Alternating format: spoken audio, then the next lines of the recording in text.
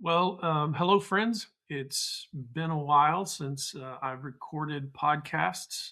We've had the release of my new book, The Middle: How the Quiet Majority Can Mend the Divided Nation. I hope that you have purchased copies, multiple, and you've sent them to friends, and maybe you've gotten the audio version. I had the privilege of reading that, and it's been a great book launch that started in March 3rd.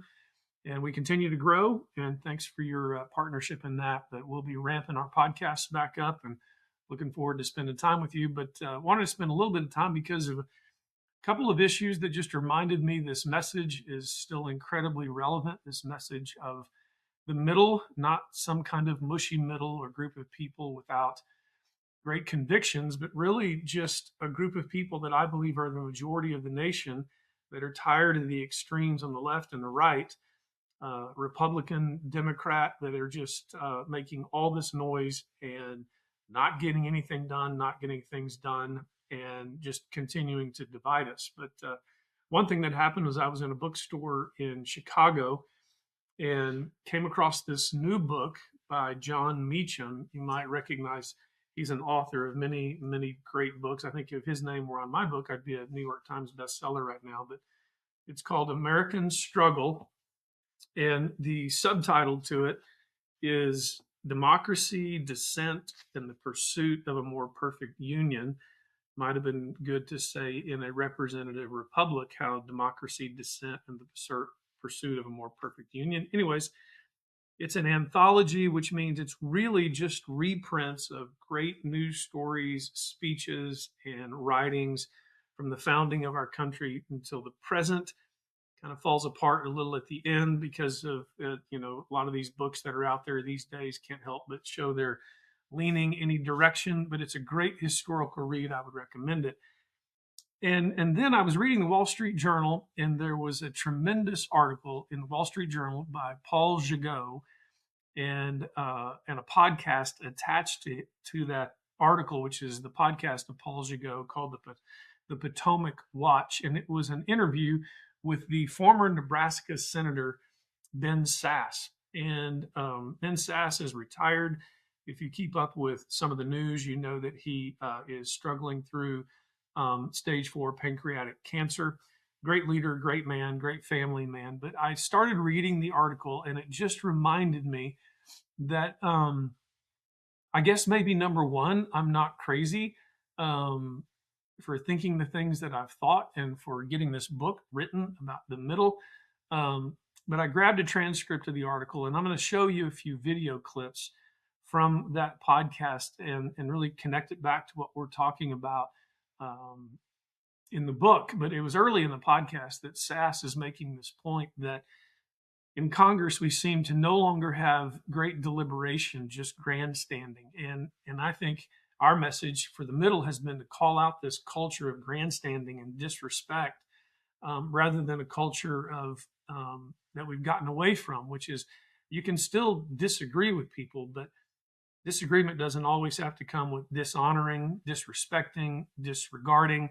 And Sasse touches on this in this interview, and I think it's a large part of our book, and I want to use this really just as leverage of the message we're all trying to bring back to our culture. So take a listen to this clip because he's going to talk about how we need to return to long-term deliberation instead of short-term Instagram and TikTok. And there's a part of the conversation, some of it will be in this clip. You'll have to maybe get a copy of the article, but it talks about how the presence of cameras everywhere has become a great problem because people grandstand with cameras and so on and so forth. But listen to this clip and take a listen to what Ben Sasse has to say about this issue of the grandstanding.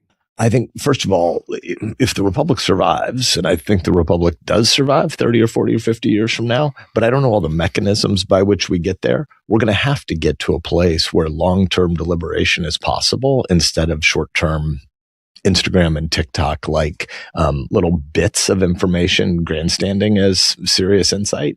And so I think there has to be both a change to the way the Senate deliberates. So I agree with you. We're not going to get rid of cameras, but there need to be some spaces where deliberation is incented and rewarded again. So I hope you enjoyed that clip, and you can again begin to see this breakdown that we have in the ability to deliberate. And remember, deliberation doesn't mean that I'm in 100% agreement with you. It doesn't mean I'm succumbing to your argument. It just means we have a common humanity that demands the humility to respect one another, and instead we just keep disregarding and disrespecting and dishonoring and going to the corners or the sides of the extremes. In my book, I have this quote that I talk about, that our extremism has been exacerbated by the noise of social media.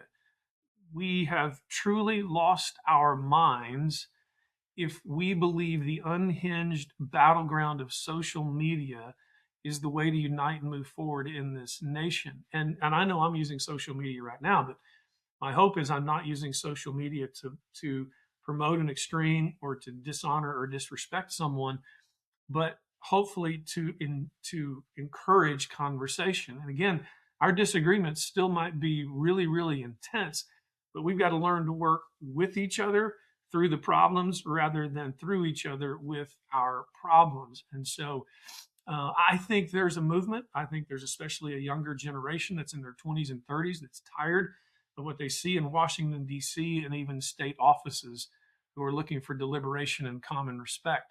But Sasse also goes into this issue of another issue we talk about in the book, which is the issue of term limits.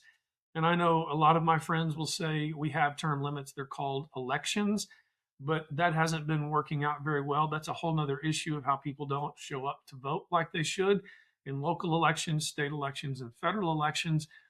But we talk about it in the book, and Sasse talks about it a little bit, about how there's this kingdom building and political dynasty building rather than people seeking to serve. So take a listen to this clip as well that reinforces the message of our book, The Middle. You once said to me that, if you actually think about the extremes on the right and the extremes on the left, they represent a small fraction. I mean, you look at the audiences on cable, for example, MSNBC or Fox, in which I have a TV show, but Fox, these are, at most, 2-3 million per show. Yeah. It's not a lot in a country of 330 or so million.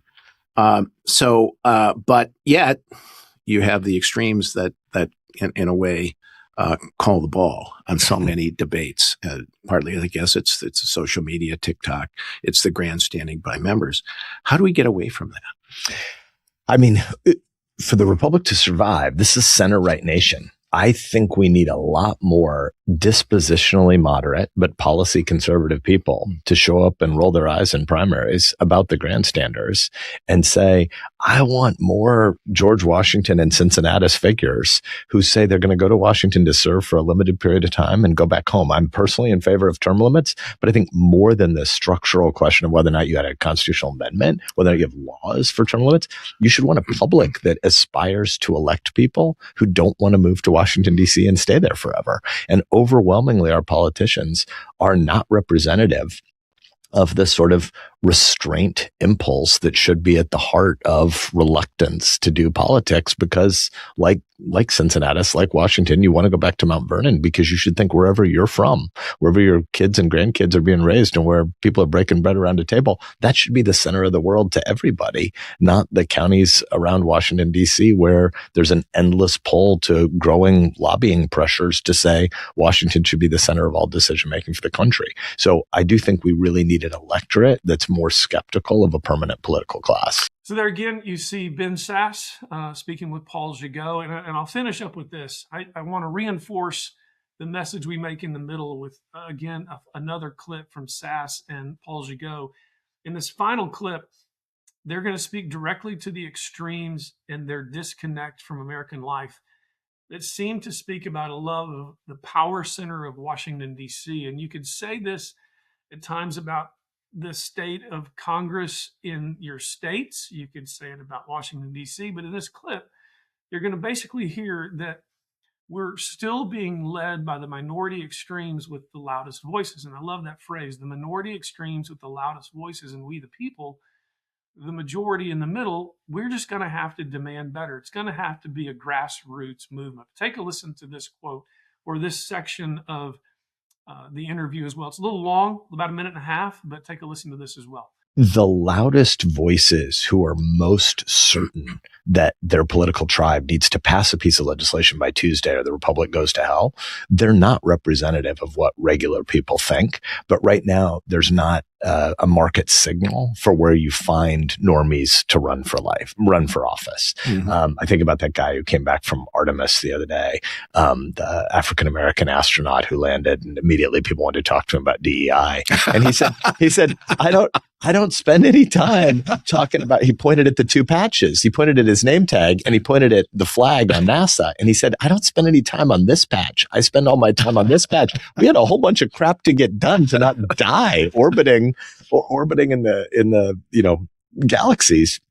And I think there is a basic American reticence that wants a different type of politician. But right now, we don't have many people who represent that. Once upon a time, the Republican Party said we like to nominate governors rather than senators. And I think that was a healthy impulse. And it'd be great to go back to a world where you wanted to look to people who got a few things done at the state and local level, said, now I'd steward the federal government for a time, but I sure as hell don't want to go and live there forever.